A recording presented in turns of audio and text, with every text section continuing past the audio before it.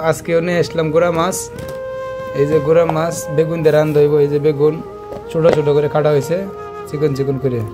এই যে দেওয়া হইতেছে পেঁয়াজ রসুন মরিচ, এই যে ধনিয়া পাতা দিয়ে একখানা মাখাই দিয়ে বয় দিন।